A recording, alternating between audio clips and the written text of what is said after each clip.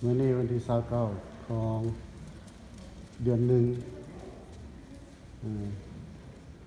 เราได้ไปเอาญาพ่อบุญมีไปวัดก่อนจะไปที่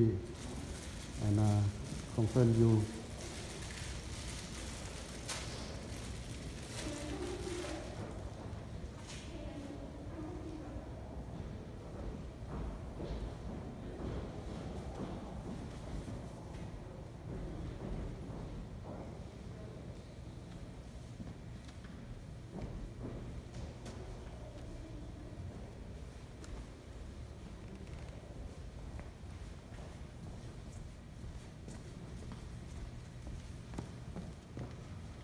Just rotate this.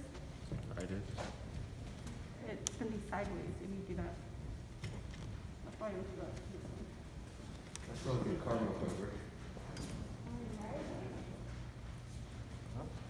นี่บอลเขาล้างบาป That was better.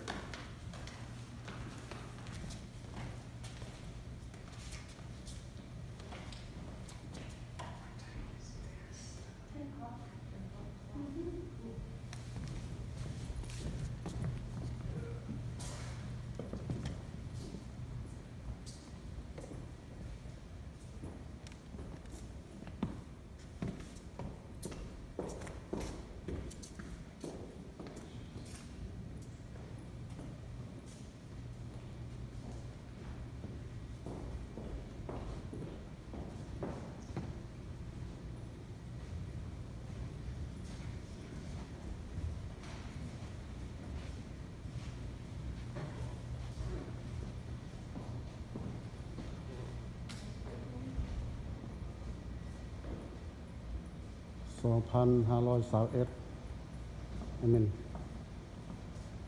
มี2,021